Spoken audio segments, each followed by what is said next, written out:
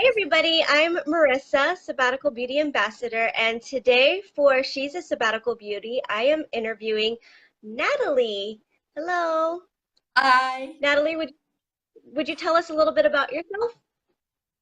Yeah, I am an academic. I work as a researcher right now. Before this, I was assistant professor in one of the universities in Singapore. But right now, I work at the other university, and I'm working in mainly on a research track right now.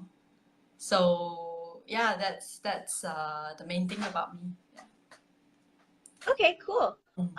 And can you tell us what your skin type is, real quick? Yes, I have combination skin. So I have really dehydrated cheeks and then an oily T-zone generally. And sometimes under my chin I get milia as well.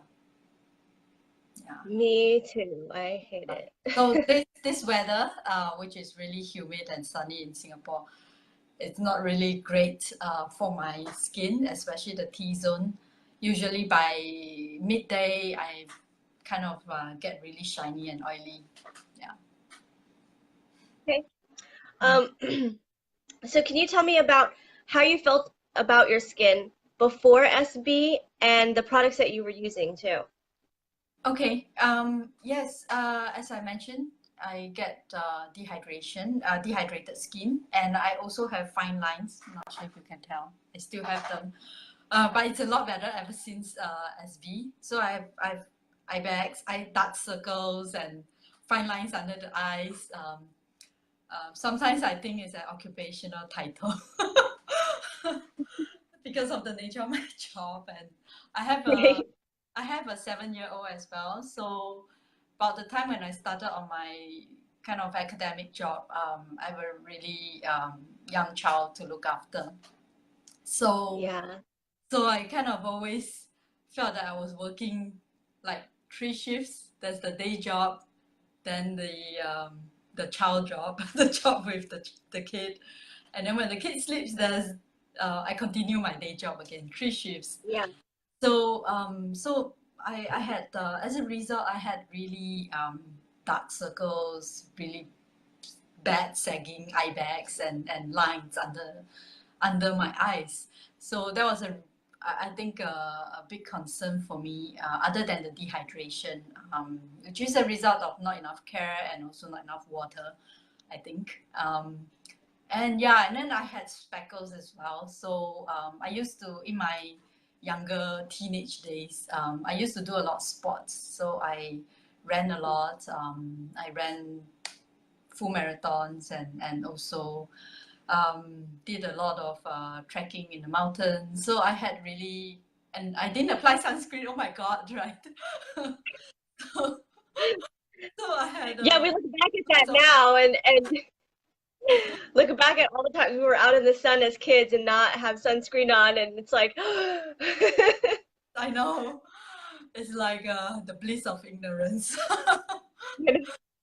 Yeah, but I didn't know better. So as a result, I had lots of freckles that I thought would never go away. So and I was always kind of I would buy things that would try and target these problem areas and concerns, but they never seem to work. So and yeah, some of them were really expensive, but I felt that they were just like good stuff that I piled on my face, but they never really seemed to get to my skin. Yeah. yeah, that's a common problem. Yes. All these Yes. skincare lines promise So one thing but not deliver. yeah, so I think I reached a point where I just gave up and decided that soap was no worse or better. So yeah, I mean, this may come as a shock to so many, but I was just not cleansing my face for a while and then cleaning with soap and water, basically. Yeah, for quite some time Well, before I got that's to know better than it. nothing. Yeah. Um, what were your biggest fears and struggles about trying new skincare? I think the biggest fear was just yeah, the fear of being disappointed again. And of course, I mean, I have pretty thick skin, I think, so I don't get allergies. Um, but I do break out if the skincare is not suitable for me, especially under my chin. And when they get under my chin, it's really hard to remove. Yeah. Yeah, that the milia on my chin is very stubborn. Yeah, same And here. even if it goes away for a couple days, it'll be back. It never goes away for good. Yep. Yep. Um, how did you discover sabbatical beauty? I think it was really Adeline. I got to know Adeline when she was still in academia, and we've never actually met in person, but we had common friends in the same community. And so for a long time, I knew that I got to know her when she was still assistant professor, and then she got tenured. And then you know, usually in academia, that is like the pinnacle. You know, once you get tenure, you never leave. So I was really surprised when she left and started Sabbatical Beauty. And then I got very curious and started reading, yeah, I guess about Sabbatical Beauty. And then as we got featured in a couple of articles, right, on Medium, I think. So, so yeah, I got quite curious, and then I think it was one fine day, and when I was feeling particularly um, depressed, I reached out to Adeline and I started, you know, asking her about SB, and she added me to the community. And after seeing all the posts for a while, I decided to try it. Yeah. Cool. And before you tried it, what what were your hopes with sabbatical beauty and your expectations, and did you achieve the results that you wanted? Yes. So I must admit, in the beginning, when I saw all the posts and people raving about the products, I was like, this can't be real. And then yeah, but people were consistently saying the same thing, and I think it was the very first thing I tried was more honey, because I got quite curious about the ingredients, and I think it was say hi. Sorry, this is my little boy. Say hi. Hi. Hi. Yeah, he's curious.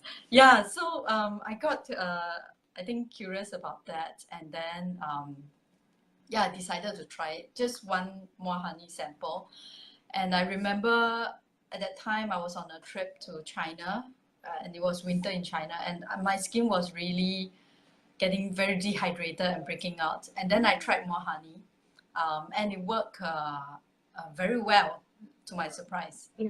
So yeah, from there I just kept trying one thing after another. Yeah.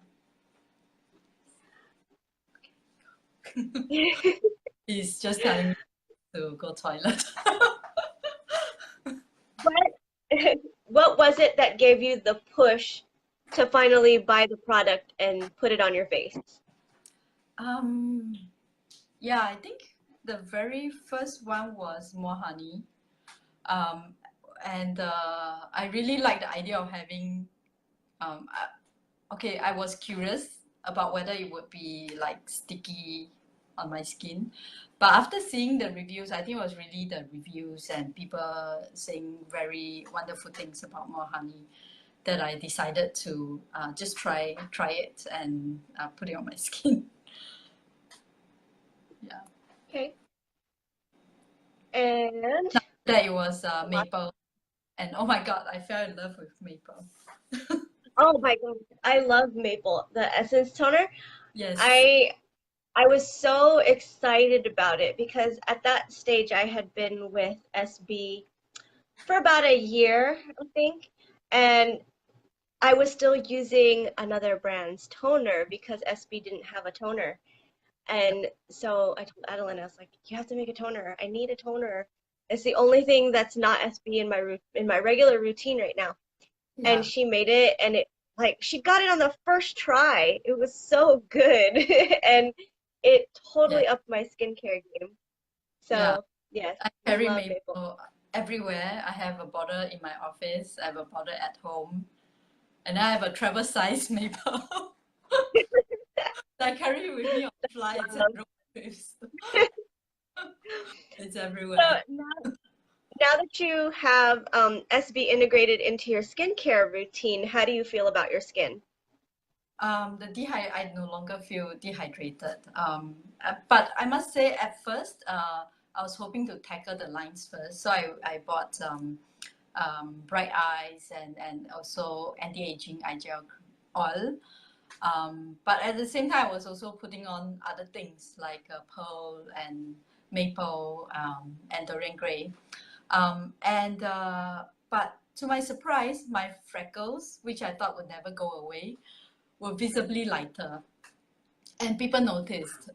So even before my lines were going away, but it was my freckles that were so stubborn and have been with me for years. They were visibly Yeah. lighter. So my friends noticed and were like, "What have you been doing to your skin?" So and I at this point right now, I mean every day I use SB twice a day. Sometimes there's a midday SB routine as well in the office. So my cheeks are much more supple and moisturized, and the lines, yeah, not sure if you can see. You can still see them, but this is a lot better than before. My eye circles, dark eye circles, are not so visible anymore as well, and of course the freckles. But I think much more than what's on my skin, it's also just my discovery that skincare is really a state of mind. Yeah.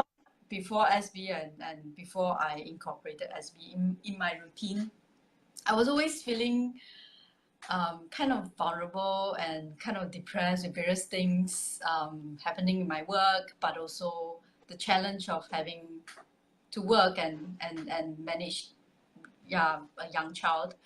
And I think academia is also a rather tough place for a woman that's trying to have her own voice. That's my experience, at least. And I think that reflected, that showed in the way I treated my skin, or how I saw my skin.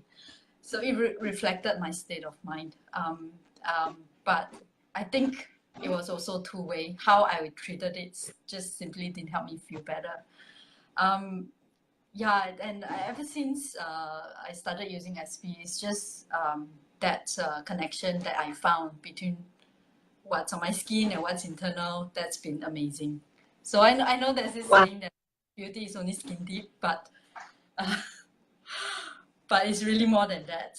And Yeah. I gradually felt that um, SP is kind of my shield against the world right now. I So love that. That's yeah, yeah. so when I feel down, I mean, it's not that there are no longer challenges, there are still challenges, but when I feel like I need a shield, I start masking, I start doing things to my skin, and that really had reached out to what's in me. And yeah, I think that I feel every day. Yeah, That's beautiful. I love that. Thank you for sharing that.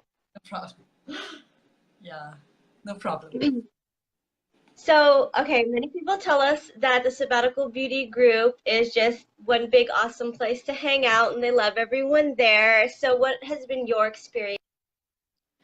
Um, Yeah, I'm kind of an introvert, so I don't really post that often, especially in a group that I'm not familiar with or with people I don't know. I'm like that in real life as well, so you rarely find me in a as the center of a party in a with strangers. So, but I think my experience with the SP community has been nothing short of amazing. I think people are so supportive, and it's so great to have women that look out for each other, to have women that Yeah. uplift each other. And I think that's been my experience with the SP group. I never thought I'll find a group like that. until SB's community. And I also appreciate that, I mean, Adeline and all of you, other elves, spend a lot of time and effort curating the group, and making sure that this community is a healthy, positive community. So that I really appreciate it. Yes, and Natalie says there are so many Natalies. Yes. There are so many Natalies. Yes. Well, thank you. And you do contribute a lot to group, and we love having you in group. Thank you. So thank you for doing this interview with me today, taking time out of your life for this. And the last question is, if you were an SB product, which one would you be? I think I would say Maple. When I first saw Maple, I thought, oh, milky whites, unassuming, but easy to forget on my shelf of the many SB products. But it's essential, and so I think of myself as a friend like that. It's easy to forget I'm there, but because I'm usually, if I can stay in the corner, I would. But I'm here. Yeah, I'm here for you. But you are essential. Thank you. Well, thank you again. Does anybody have any questions for Natalie while we still have her on here? If not, and you're catching the replay. I think you had a question about yeah. Wrote it down on my hidden talent or something. Oh yes, hidden talent. Sorry, I almost forgot. Okay, if you just excuse me, let me get something. Oh yes, I love this part, you guys. I can't believe I almost forgot about the funnest part of this interview. Well, when I was much younger, I aspired to be a writer. But in Singapore, there's this, I guess, pragmatic value that, you won't earn a living by being a writer. So in my secret place and secret time, I like to create children's story books. And so wow. This is actually one of You have a published book? Yeah, it's a picture book. Awesome. Yeah. That's so awesome. So this is my secret, I guess my secret hobby. Yeah. I had no idea. Can you, after this live, can you post a link in the comments where we can look at your book, where we can purchase? Okay, sure. Is it for sale? Yes. Awesome, thank you. Is it so? It's a children's book, right? Yes. So this is actually my only children's book in print, but I have done also online comics before. That's just online, but this one is the only one in print. Did you do the illustrations too? No, a friend did it. He's really talented. So so usually I write the story and then I send it to him. He's very selective though, so he only illustrates things that he likes. Yeah, so he read the manuscript and then he liked the story, so he did some illustrations. Oh, yeah, that's awesome. I can't draw to save my life, but Thank you so much for sharing. I had no idea. Yeah, so this is please make that fun things that I do. Right now I'm working on a children's story about death. So yeah, it sounds very morbid, but I'll try to make it fun. I look forward to that one. Actually, my kids are they're very intrigued by death and they talk about it a lot. It's kind of creepy, but they're my kids. I don't really think anything of it. Yeah, but and yeah, I know what you mean. My son has been the inspiration for that story because he asked me about death and he asked me about growing old, and then I realized that kids have a lot of fear about their parents dying and growing old. So yeah, that really motivated me to start writing something about that. Oh, that's awesome. I look forward to it. And please share with the group when you have that done. Okay, I will. Thank you. All Thank right, you. if you're catching the replay then and you have any questions for Natalie or I, just leave them in the comments and we'll answer them as we see them. And if you're watching this on YouTube, please like and subscribe to our channel. We have many more She's a SB episodes waiting to be published. So I Yeah. will see you guys later. And there is another live coming on right after this, I believe. So just stick around in group. Bye. Thank you, Thank Natalie. Thanks everyone.